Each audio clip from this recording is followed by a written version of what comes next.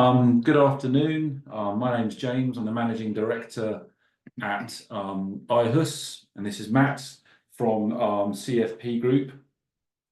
We've been very much looking forward to Matt joining us for this webinar on funding your annex. We've arranged this along with a number of other webinars on the legal matters or inheritance, whatever, as building the annex is often the end of a long journey and a lot of decisions that have to be made by our customers or people looking to choose this style of living, if you're selling a property, or looking for a property, whatever it may be. And obviously funding the build is obviously a critical part. So Matt is from CFP Group, as I've already mentioned, a financial firm where he is the director, and joins us today to cover the different ways people can fund their annex. We often get asked about the different routes, so we felt it was good to have a session about this. In terms of housekeeping, if you have any questions, drop them into the chat. We'll either answer them at that point, or if it's a bit more involved, then we might leave it to the end. More questions, the better, because the presentation is great. It will give you some background, but actually the scenarios, because what I've found with these, whether you're looking at tax management or legal, whatever it may be, you can't necessarily give a broad brush for all. Everybody's situation is different, and all the professionals will advise you on your specific situation. So the scenarios are good. Matt will give the overview, so please drop any questions in. If you want to do that verbally or in the chat, then please do so. So without further ado, I will now be handing over to Matt. Good afternoon, everyone. It's a pleasure to be here today with you. As James has said, I've been brought in to discuss the wider financial options available to you, to your family, in supporting the purchase and installation of an annex. One point I just want to mention before I get into the presentation: some of the options, some of the products and services that are available are highly regulated under the Financial Conduct Authority. We're speaking more broadly today about these things. We're not talking about individual circumstances, so therefore this doesn't constitute advice in that sense. But as James mentioned, I'd love lots of questions at the end, and we can open up a nice debate about options there. I don't think this has been mentioned yet, but if anybody does want to have private conversation after this call, then I'm happy to arrange one-to-ones with individuals. So a little bit of background on me before we get into it, and why I'm sat here today. So I'm one of two owners of CFP Group. CFP originally stood for Commercial Finance Partnership. So we're a market-leading financial services brokerage, and we look after the affairs of individuals and businesses all over the UK. Our mantra is that we help to achieve that by improving the accessibility of finance, by supporting the development of our clients' financial knowledge and awareness. And that really does align to what iHus is all about. And finally, by helping our clients realise their financial ambitions. So we've traded now for 6 years as a business, and in that time, we've done over £750 million worth of finance, and over 5,000 individual facilities. So hopefully we know what we're doing. So the agenda for today, which I think is on the next slide, is, as an overview, we're going to start with a very simple question, which is effectively who will pay for the install, who will pay for the annex. That will then lead us through different options around the family, around potential businesses that might exist, parents versus children, that sort of scenario setting. We'll also discuss some of the finance options that are available, some of the pros and cons of each of the options, and will then lead us into a Q&A session at the end. So who pays for the annex? Well, I just wanted to start by sharing some statistics with you that have all been published quite recently due to the political sphere that we're in at the moment. So the latest data from the Office of National Statistics claim that 27% of pensioners are millionaires. That surprised me. I'm not sure about you guys. That figure is based on a mixture of home value and pension value. So the generation of today's pensioners are known as the baby boomers, and it is recognised that they are the wealthiest pension generation to date. What we don't know, and I suspect it's a much smaller figure, is how many of these pensioners have cash reserves. Certainly in the area that I live, there are lots of asset-rich and cash-poor families. And at the other end of the spectrum, the Independent Age Charity believes that 19% of pensioners are living in poverty today. And that figure increases quite significantly above the age of 80. So that really highlights the fact that every circumstance is different. Every person's got a different financial situation.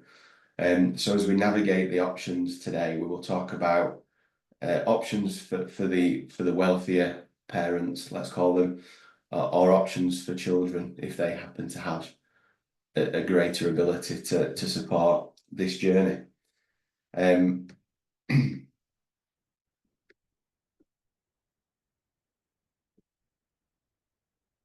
So the first next one. So the first option, and clearly the most simple and straightforward option, is a simple cash purchase or purchase by sale of property. A saying that you will all have heard, cash is king. If you've got money in the bank and you've got sufficient liquidity to use that cash, then I'm sure that's what you would do. Yeah.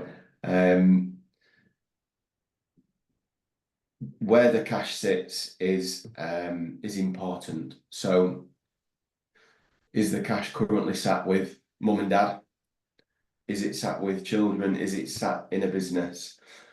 The cautionary word on the utilization of cash is, don't overspend, don't run out of cash, of course. But also, if you are pulling cash from other areas, so for example, from a limited company, for example, it may be treated as income. So there are potential tax implications in doing so. So I would always say, even if the solution is obvious and you have cash to use, just make sure that you're not going to walk into a situation with the Inland Revenue, for example. In the case of property sale proceeds, which ultimately generates cash, to me, this assumes that the individuals, sort of mum and dad moving into the annex, are selling or have sold their current home. So the cash realised from the sale would fund the annex build. That, as I say, that is the easiest and most common, I think, James, the most common scenario that you see. Yeah. But what happens if the property sale doesn't happen or gets delayed, or the property sale has only just begun, so the property's only just been listed for sale? So it's these scenarios and circumstances which make funding more of a viable alternative and option. There are also alternatives to selling the home, which we will consider too, and potentially retaining that home as an asset within the family, but using it as an asset to leverage and provide capital. So on to bridging finance. As the name suggests, this is a short-term finance facility, typically up to a year or 2 years in length, and it's to be used to get you from one place to another, so to bridge a moment in time or an event. The most obvious scenario would be you are selling a property, the property sale for whatever reason won't happen for 6, 9 or 12 months, but you just don't have the time to wait. You don't want to wait, you want to move into the annex today, and therefore bridging finance could enable that to happen. The finance would be secured by the property that is being sold, and on successful sale, the finance would be settled and repaid.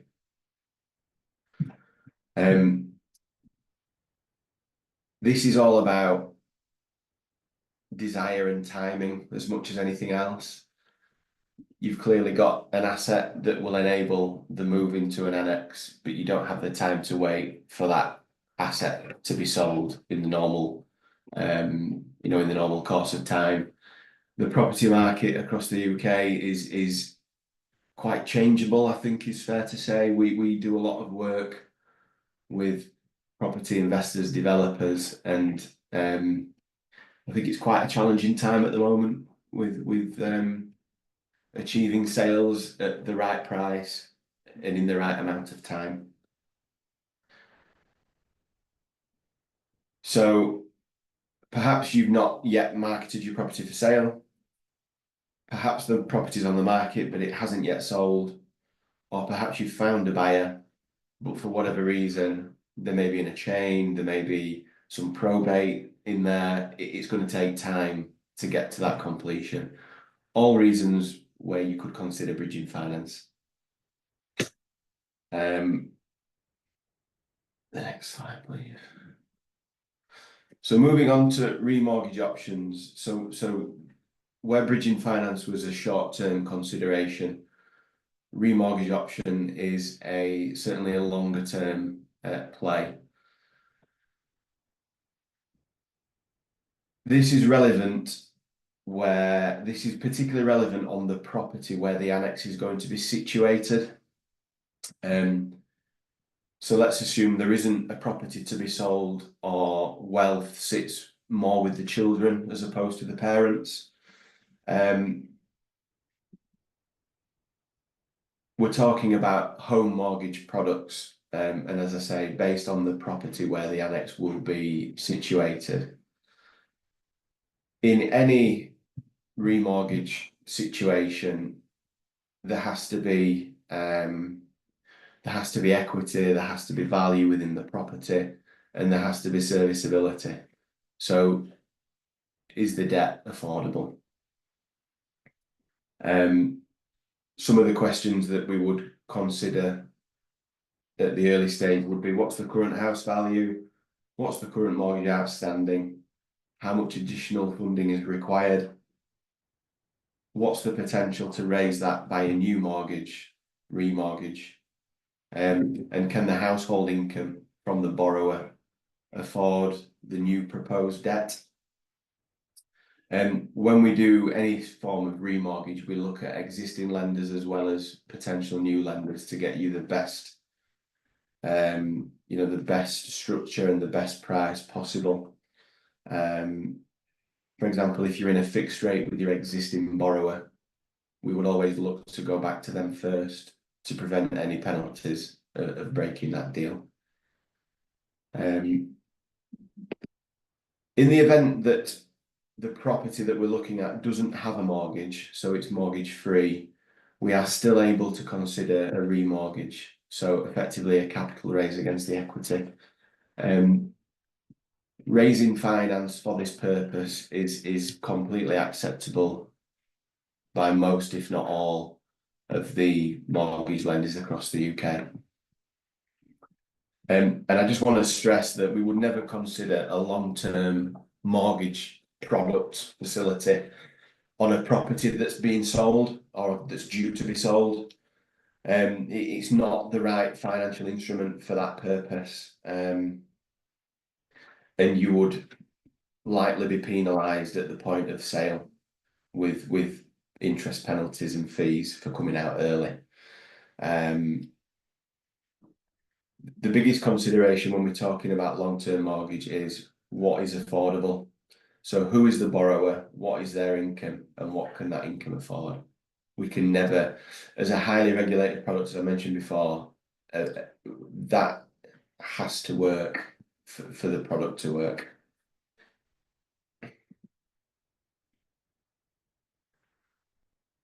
So moving on, equity release. Now, this is a term that is often linked to a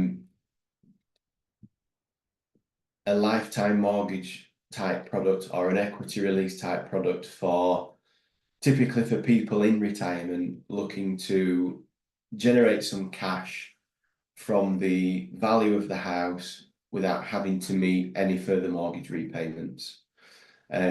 So what that provides is a cash sum and a mortgage which grows over time.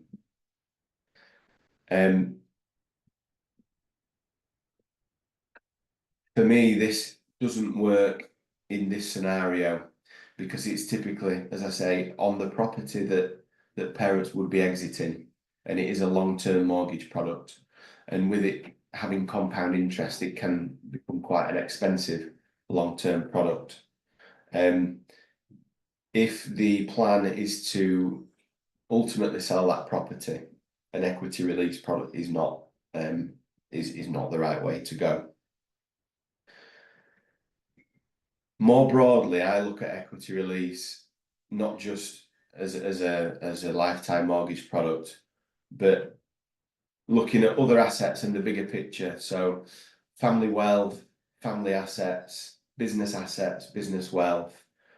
Where is there an opportunity to raise capital? So equity release effectively is pulling cash out of an asset, out of a tangible asset that has value. So other options that exist under equity release for me would be, do we have business assets that we could raise cash against? Do we have other property assets, buy-to-let properties, for example, that are tenanted, that bring in income that we could leverage against to generate some cash? Do we have a car collection where we can look to refinance a classic car to give us some cash in order to use for this purpose? And then the final thing I wanted to mention with equity release, sometimes we see as a strategy that the parental home wants to be retained by the family. So instead of it being sold to generate the cash to then fulfill this purpose, families would prefer to keep that property for the long term. You are able to refinance that property, turn it into an investment asset potentially in the short term. So options around turning that property into a buy-to-let, again, an income generating asset where we can leverage some debt against.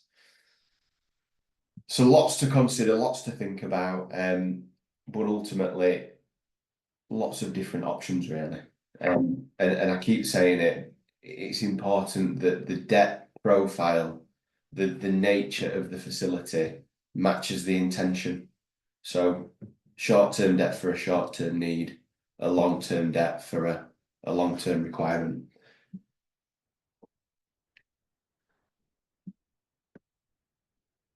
So I think this is the final slide, if I'm right. Yeah. So as a bit of a summary, how do we make the right decision? How do we make the best decision? It's important that everybody is honest around the table. So we need a full and honest understanding of the family's circumstances. So not only are we looking at the parents, but we're looking at the children, we're looking at the bigger picture to have a full understanding of circumstance, and it will allow us to provide better advice to support in a much more rounded way. The there are many products out there. They align to different requirements for different reasons. They all cost, different sums of money. Interest rates can vary dramatically. So it's important that you get the right product for the right purpose. The main considerations, if you were to start right at the beginning, for any bank or any broker to consider are who is borrowing the money, what is the security, who owns that security, how long is the funding required for, and how is the loan going to be repaid, whether that's through monthly income, whether that's through monthly rental income, or whether that's through ultimately a sale of property. All these things need to be considered. And at CFP Group, so going back to my business, we have different divisions within our company. We've got 35 people operating across, primarily across Yorkshire, but we cover the UK. We have different people delivering different products and services that ultimately we can do all of what we have discussed today. But it's, dealing with the right person to deliver the right solution. And that's the main part of the presentation today. So yeah, thank you, Matt. So yeah, like I said earlier, it's really good if people can give us their scenarios or fire questions across. It's a very broad presentation, I understand, but it's just to give an overview and a way into to having a discussion about your scenarios. So we do have a couple of questions that have been put into the chat, so I'll address those first. And I've got some questions and scenarios that have already been sent over to us, and we'll get through those now. So the first one, does iHus pay for the groundworks? So as part of the quote contract survey process and all of that, we will look at the ground. Of course, the foundations, whether it's screw piles or whatever, is all included in the overall price. 10 meters of service run is included.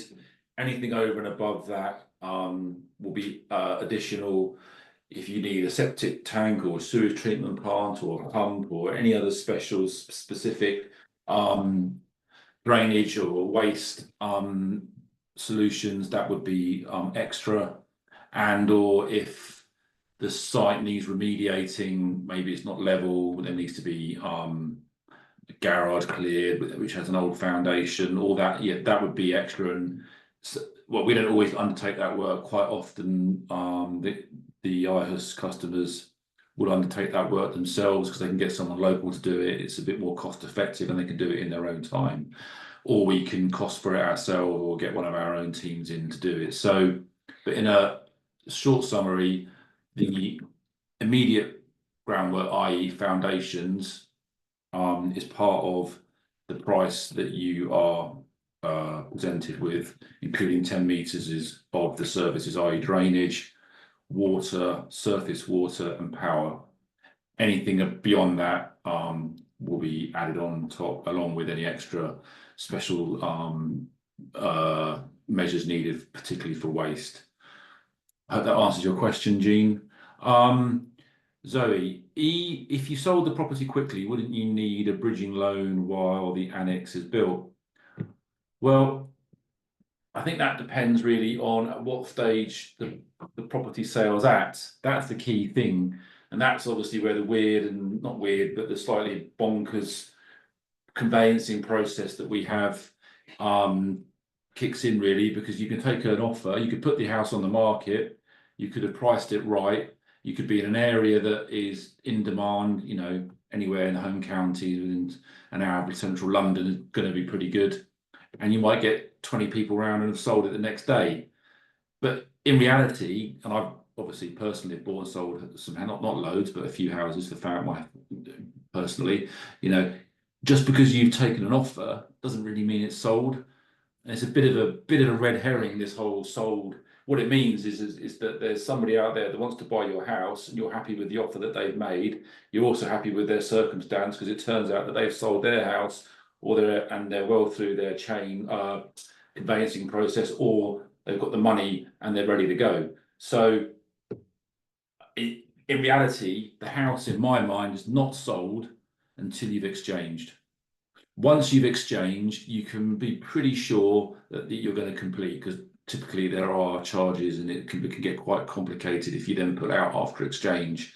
So it really depends on what stage you're at, and because so many our payment terms are pretty clear. 4 weeks before we start the job, we need the 25% paid so we could secure the start date and get all of our site teams arranged and purchasing and all of that. However, as the housing market is a bit stickier at the moment, and in reality, most people are selling a house at some point to either fund the annex, or they need to sell it to buy a place to put the annex on that in a ground sufficient for the building. We will work with people whose maybe sale is not completing until a week before we were hoping to start the job. As long as there's a good, clear conversation going on and all of that, we will work with people. So where do people live between completion and move into annex? So it really depends on their circumstance. So quite a lot of people will live together in the main house whilst it's being built. If you've got the funds ready in the bank, ready to go, then you're in a great position. You get the annex built and then sell the house and then pay yourself back. But I think quite a few people will live together through the process of selling the house. Of course, that does come with risk, and you might not want to live together, but so if you want to crack on with the build, so if you're in a scenario where you don't want to put the house on the market until you've got planning permission, for instance, but you want to crack on with the build for obvious reasons, then you might want to look at a bridging loan. It really does depend on your circumstance and how fast that house is going to sell, or you think it will sell, and also are you comfortable living, and of course the main house, can you all live there for a long period of time? It's almost not a financial one. If the house is sold, then where do you live if the annex isn't ready because they've not committed to the spend at that moment in time? Do you say move into the main home? Do you rent somewhere for 3 months? Do you go on holiday for 3 months? Yeah. You're gonna be cash rich at that moment in time. Yeah. So you will have an opportunity you'll have lots of different opportunities, I believe. Yeah. In that sense, if you've not started the process early enough. Yeah. In the build. Yeah. I mean, I've been presented. So let's go through this. There's a few more questions from both Zoe and Jean. So Jean's asked, how long does the build take? 10 weeks roughly, but that's from that. Of course, there's the period from we're getting the design agreed price, then going into planning. Planning can be anywhere between 8 weeks or 12. Really depends on your local authority. Unfortunately, some authorities will take longer. As we know, as I'm sure you've heard, a lot of the authorities are underfunded, and therefore there's not enough planners and they can't cope with all the workload. So it is a bit localized. Some authorities perform better than others. So if you allow around 10 weeks for the planning, and assuming your fund's ready, we can start the job within 2 weeks, then add another 10 weeks onto that. As a rule of thumb, we say about 6 months from when we first speak to you and you're really interested in going ahead. That's what you should allow. In terms of Zoe, the outline percentages are due throughout the build and rough timeline. So if you're going ahead and you want to proceed to planning, which we have to do obviously, it's £4,200. Half of that is a planning fee, or 2,200 is the planning fee. Another 2,000 is a deposit to the build. So it's just showing that there's commitment that you will continue on with the build. If planning is refused, that on both applications that we put in, all that money is refunded, and we have to say thank you and I'm sorry that we couldn't get you planning, but our success rate is about 93%. So it doesn't happen very often. If you get planning and you go to build, it's 25% before we start. It is then a further 60% once the kit, i.e. the actual annex, has been delivered to site, the timber frame and all the materials basically.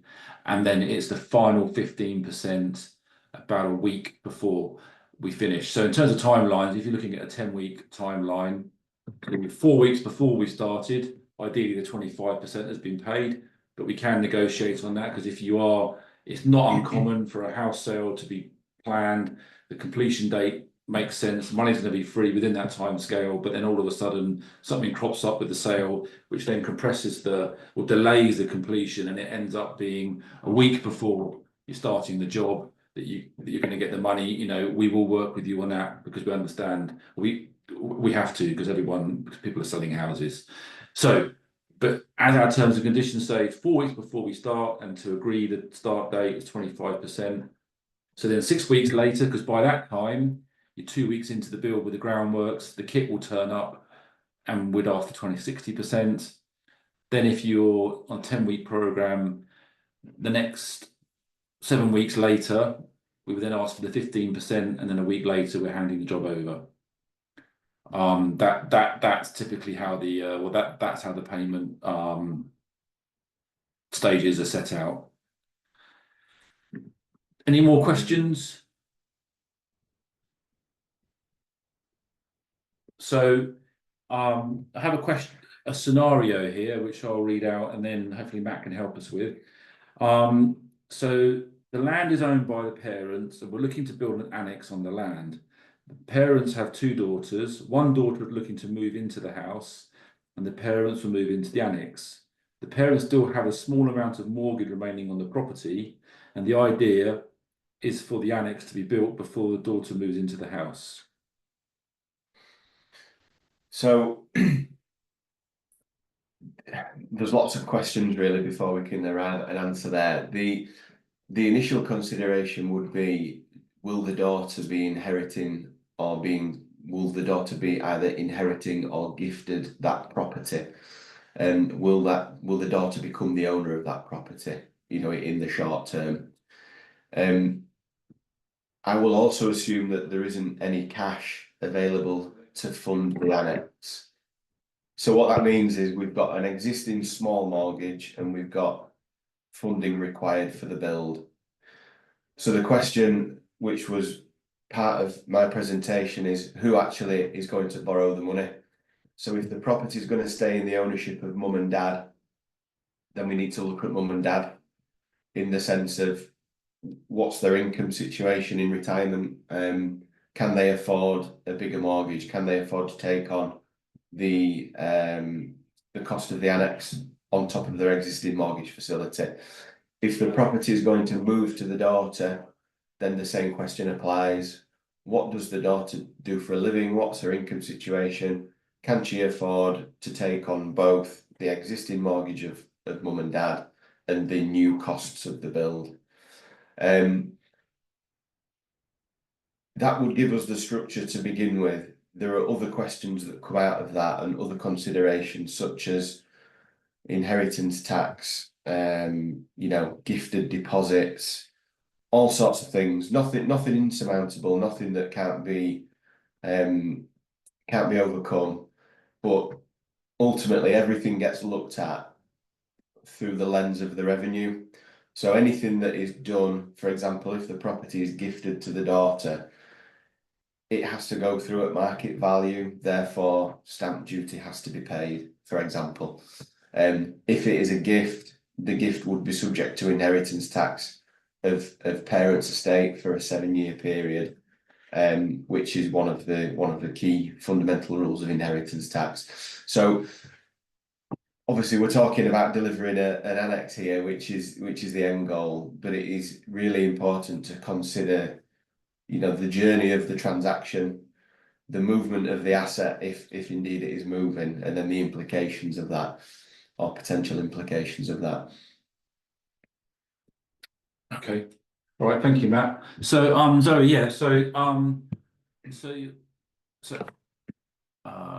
on a minute. So, am I right in thinking that if you're financing through the sale of a property, you need to find 25% plus planning without selling a property, but the rest is paid upon completion? So, I think we need to just sort of split these two things apart.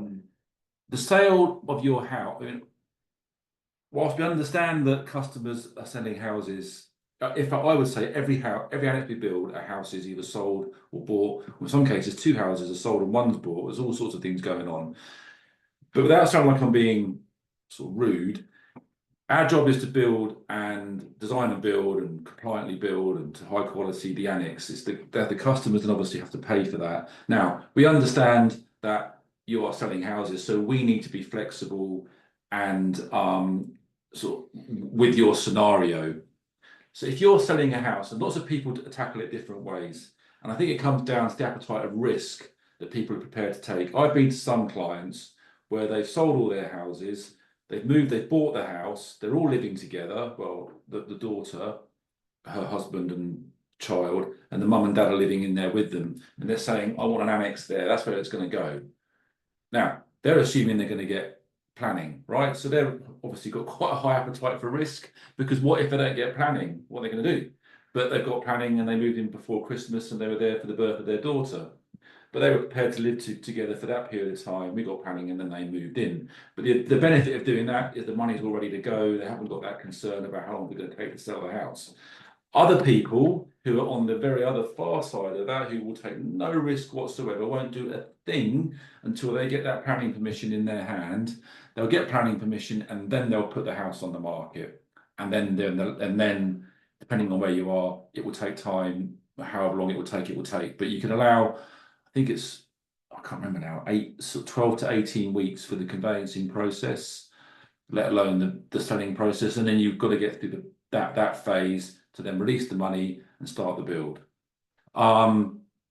Or like I said, some people might go into planning and then put the house in the market and sell the house throughout the planning period and hope that by the end of the planning and there won't be too much time between getting permission and selling the house. But of course, in both scenarios, the planning application and the selling of the house, those are the timescales of that are something that neither you or us can control. Though I'm not giving you a black and white answer here, because there is no real black and white solution to this. But in terms of the going ahead, 25%, you don't have to have that money ready to go ahead. The only money you need is the 4,200 to get into planning, right? You then, in reality, as much as we want to get building as within a timely manner, not straight away, but we certainly don't want to be waiting for too long to build. You do have a 3-year hiatus on that planning application. You can, that planning application is live for 3 years to start the project. And in some cases, we are waiting a year for someone to sell a house. It does happen, right? So you don't have to have that 25% ready to get the design sorted out, get a contract in play, and get the planning going. So you can get that sorted and then start figuring out, getting the house sold and releasing the money through that means. So you then gone on to say, Zoe, that maybe easier, yeah, happy to have a chat with you about your scenario. I'm sure Matt will, but you go on to say, Mum will be selling her property to finance build on my property. There is no other cash available. We would anticipate the house being sold pretty quick as very sought after area. Okay, this is a good one for Matt. So what you're saying is you've got to fund the annex through the sale of the house. But you're quite confident that the sale is going to go through nice and speedily because you're in a good part of the UK. So, and then how could we bridge that? Well, I think I've already answered the question. Yeah, so there's two clear options, isn't there? One is you sell the property, get the cash, but there's going to be a potential 6-month window where mum doesn't have a place to live. So where does she go in that period of time? Or if you mentioned it earlier, more of a risk taker, let's say, you could bridge the sale of the property, pull the cash out before the property is sold, and that 6-month period, you're using the finance to get the annex built, and as soon as the annex is finished, that's when you release the house to sell. That's when the sale of the house completes after that point. So mum's always had a place to live and will continue to have a place to live moving forward. And sort of thinking it back about, thinking about your mum's well-being and where she lives. If she's building on your side, what you could do is go in for planning, assuming you can fund that initial payment.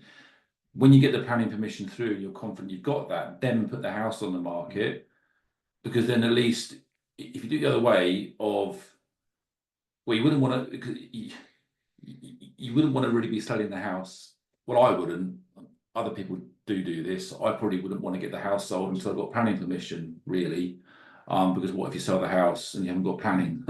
Although we've got a 93% success rate. So, but you know, and I was always under the impression that bridging loans are quite aggressive ways of the lenders could be quite aggressive, but Matt's actually put me sort of straightened me out on that one, and they're not as sort of hard nosed as maybe they have been made out to be, if that's the right. I've mentioned it a few times that the regulation that surrounds bridging finance is it's as stringent as it can be now, and the fact that so the security being the property that you live in, there's so much protection given now to the consumer, to the customer, and banks don't want the reputation of recovering that security, you know, taking the properties from the individuals. It's not about that. It's a financial instrument to enable you to get from A to B, and in this case, from home to annex. You'd probably, so you're looking at, in this scenario, you're looking at a potential 6-month bridging loan, all being well. You would probably get a 12-month loan offer. So what if things drag? What if things take too long? You need to be able to afford what we're looking at. All of that is done. It's not pawnbroking. It's not give us your property, we'll give you the cash, and if you don't pay us back, we'll just take it away. Got those days are long gone now. So you have to be comfortable with the level of debt. You have to be comfortable. We have to be comfortable. The bank has to be comfortable with it as well. We have to be comfortable with the journey and the purpose, which, you know, the purpose is absolutely fine. And as I say, we're bridging a moment in time, and that moment is the 6-month period of order to completion, effectively, of the annex build. I would definitely build, you know, and if so, he's always asked. So, and we could give you some heads up on the planning performance for that particular authority that you're going for planning in, so that will help you understand how you might want to structure your timescales. We can certainly help with that. But I realise it's how long is a piece of string. But can you give any indication on the cost of borrowing 150k from a $500,000 property for 6 months? Okay, so from a loan to value perspective, you know, that's clearly very, very good. When you are quoted bridging finance, you're typically quoted a monthly cost rather than an annual APR, and that's because you only pay for the amount of time you have the facility. So, for example, if it was 1% a month, it would be a 6% cost for a 6 months facility. There are no charges to get out because it's there to come out early. So I've not got a calculator with me today. 6% is toppy for 6 months. It will probably be more like 4-ish, but interest rates change, as I'm sure you know, very frequently with base rate and the government and everything that's going on. So it'd be wrong for me to give you, you know, real cost of finance, but 6% on 150 grand is £9,000, isn't it? And you'd pay that over 6 months. Yeah. So if it was 6% on 150,000, so 1% a month, the cost of that facility would be £9,000. Okay. Hypothetically. Yeah. Yeah, and when you summarise it in 9,000, you think, that's quite a lot of money when you're, you know, most of us don't have tons of money, but I suppose it's about, you know, if you rent it for 6 months. Yes, cost of rent, yeah, cost to move. And, you know, do you want all that hassle, storage? So yeah, it's totally see that it's not, this is why we have these conversations, right? Because there's so many things going on in the background. We're really at the end of the process, right? We're there to get the thing built. Once you've got your mother happy, your dad, whoever it is, got the legal bits sorted out, you sold the house. I hope that was helpful. So in terms of if you have any more questions yourselves, then please pop them through. But I have a couple more that were sent to us in advance. We won't go on forever. What financial advice, this is myself to Matt, what financial advice would you give to families where adult children are considering financially supporting the build for their parents? So that, I mentioned before about being really open with around the table, and I would get everybody around the table in that sense, so parents and children.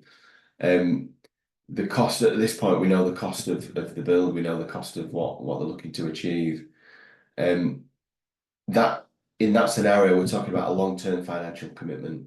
So let's assume they will remortgage their property to make it happen. For example, a home mortgage is as cheap as it gets in terms of interest cost. It's the cheapest finance product in the marketplace. However, it's long term, and therefore, 25 years of cost. The cost obviously grows over the period of time. So it goes back to affordability. They wouldn't be able to get the facility in the first place if it wasn't deemed to be affordable. And checks on affordability are very stringent. We have to do a lot of due diligence as a firm. Banks then do their own due diligence behind what we do. So we'd be looking at income and expenditure, household income and expenditure. What can these people afford? Are they stretching themselves too much because they really want to look after mum and dad? Or actually, are they very under-leveraged and they've got lots of ability to take on more commitments? So that's the biggest thing here. And we don't like any surprises. So, what is the true financial position of each party? So is the debt that people don't know about? Is the, It's a bit like me admitting to how much chocolate I really eat. Absolutely, absolutely. Let's just get it out on the table. So no, I think what I'm taking from that is just to be, as hard as it is sometimes to look back into our finances, you're better to be completely 100% open and honest about it, and then determine what it is you want to achieve, and then really ask those difficult questions about what you think you can do, no matter how much you want to help out. Because there's no point in putting yourselves into positions that are just overly stressful, or just because you're just not going to be happy. I think that answers that one. So we've got 3 more questions. So what are some of the first financial considerations families should take into account before committing to building a granny annex? And that sounds a bit like the one we just asked. It's a similar one, yeah. So without trying to repeat myself, affordability is key. So there is nothing worse than financial pressure. If you are struggling to meet your monthly financial commitments, that is, life-changing potentially. If done in the right way and if advised correctly, that should never happen unless circumstances change. For example, somebody loses a job or whatever. Unknown things can happen in the future, of course. But it's an understanding from everybody about what people are getting themselves into, what the long-term financial commitment is, what the short-term implication is of taking on finance. I think also to add to that, it does go back to really understanding your local area. I think this is quite an important one, actually. Like Zoe's confident of the area you live in. So if you lived in, I don't know, a nice part of Surrey or something like that, 10 minutes from the train station straight into Liverpool, wherever it goes, into Westminster, whatever, you're probably going to sell that, and it's a nice house, 3-bedroom, well priced.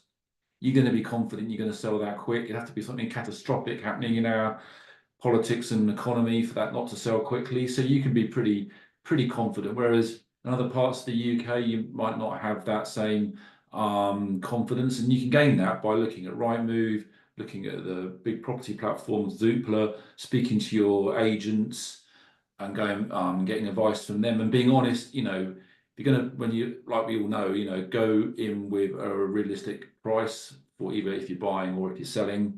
Unless you've got time and don't care how long it takes to sell, then you can be a bit ballsy on the price you're asking. But then that can have negative connotations, because if the house is sticky, it doesn't sell. People will start asking, well, why is it not selling? So I think it's important that on that side of the thing, when you're selling the house, that you're up to speed with your local area, what's happening, what's selling quickly, and that won't take long to find out. Rightmove, as I said, and estate agents, and that will really help inform you on what's the best solution. Do we go for a bridging loan? Do we just put it on the market after we've got planning? We think in 3 months we'll be sorted, or no, looking at 6 months. Okay, I'm going to put it in the market during planning and see what offers we get. And if we don't get planning, then we've not lost anything because we've not sold it. So, and you can sort of manage it like that. Once you've done the market analysis, we can help you with some information on the local authority and how long they're going to take with their planning decisions. And then you can start playing it a bit more by ear, if that's a term, through, once you've sort of committed to all of this. In terms of, does an iHus annex add value to a property? So there is no data out there that we can find that specifically says what an annex will add to the value of a house. There's anecdotal data. There's definitely anecdotal comments from agents who say that a well-presented garden building or an annex or something that is going to add use, but it's got to be of a high quality, will make the property more desirable, so therefore will sell quicker and will drive value. I would say, and this is this is me saying it, is that it will add value. I can't tell you by how much because I don't know. Will it add enough value to cover the cost of the annex? That would probably be a bit of a push, unless you're building it in Mayfair or something like that. But we don't build any annexes in Mayfair. But it is going to add some value. It's going to make the property desirable. Here's one fact that is true. In 2023, I think it was, Rightmove reported that annex was the most searched for keyword on their website in one section, in the buying section. And I've got that information. Because for a period of time we advertised on Rightmove, and I was speaking to their advertisers, and he showed me, it was above garage. You would have thought has it got a garage would be the term, or something like swimming pool, but no, it's annex. So, and as we're going down this road where people are choosing to opt for multi-generational living, people, it's becoming, you are hearing agents and property buyers saying that they're getting more and more requests for properties of this nature.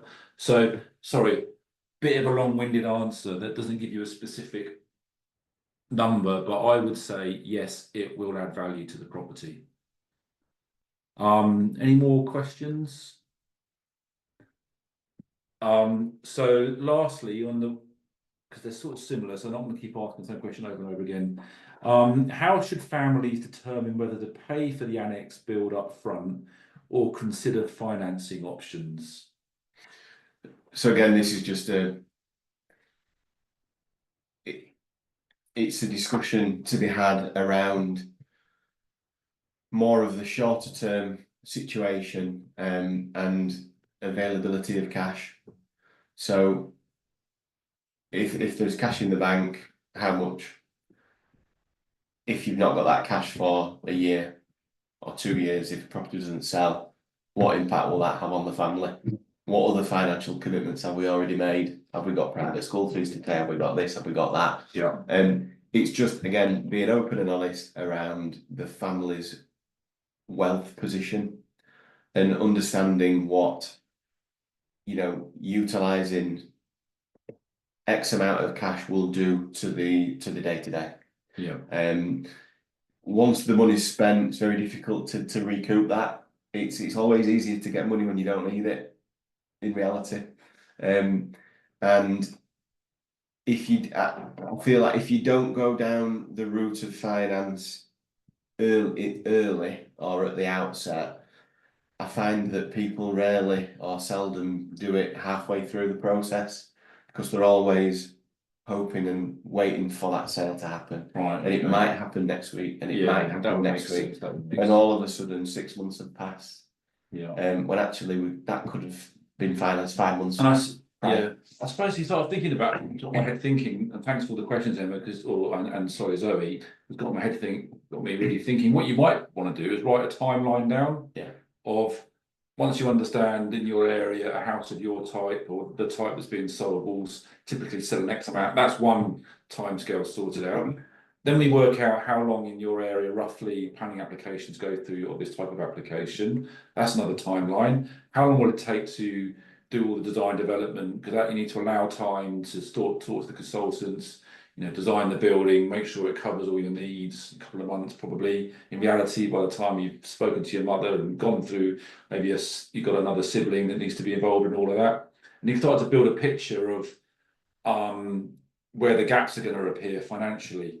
And that could be a good thing to do. And then you could do different scenarios, work out roughly what, once you know what that gap is, I guess then you could look at some rental rates, so is it going to be cheaper to rent for 3 months as opposed to bridging loan? But then you might work out, it sounds like a lot of work. Once you do that, you kind of got numbers to look at and you can go, well, hold on a minute, I'm going to save like 4,000 quid renting as opposed to a bridging loan. But do I want that headache of moving in, moving out, guarantors, dealing with landlords, where am I going to put all the stuff, and all of that? It might just be that the hassle, that extra bit of money spent, just saves a whole lot of hassle factor. And as bad as it sounds, depending on the age of your parent, this sounds awful, you're not dealing with great big long periods of time for some of them. So it depends on the age. So I think that needs to be considered. I feel awful saying it, but if your mum's in your 60s, and she's healthy, then you've probably got times on your side. If you get much further down the clock as such, then you're going to have a bit more restriction in the time, I would say. Sorry for bringing it sounds really doom and gloom, but it's just I think these are all important things, and it's like Matt said earlier about your finances, to have those open and honest conversations about the scenario that you're in. So that's sort of just a bit of a thought I've had. The timeline thing is really important. So you can plot out the build and the cost and when things are needed to be paid for. Yeah.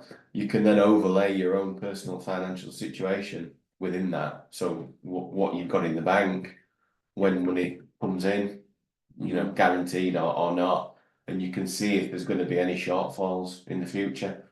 And that forward planning will highlight any deficiencies within, I'm going to run out of money here, or I need money then, or I need the sale to happen here. Would you help people with that, to sort of help? We can do, yeah. We can do. It's not a difficult thing to do. Once we know that if they've already come to a, this is what I want from you guys. Yeah. So the associated costs are known, the build time, we can certainly add to that the financial plan. Yeah. Okay. Cool. And that would, that might help answer the question. Yeah. No, definitely. Yeah. Sorry to sort of end on that sort of tone, but I think that those are all the questions. Has anybody got any more questions? Matt is happy to offer a consultation, no fee, 20 minutes or so, just to have that conversation about your scenario and then see if there's a way forward. You can either email us directly or we'll follow up with you anyway, just with a summary of the webinar and contact details, so that you can then book that session in if you wish. And also, if you'd like to proceed with talking to one of our consultants, then please let us know. Does anybody have any more questions? No, we've had a few people leave already. So just want to say thank you very much for joining us, and I'm going to close the webinar down. Thank you for your time. Thank you very much.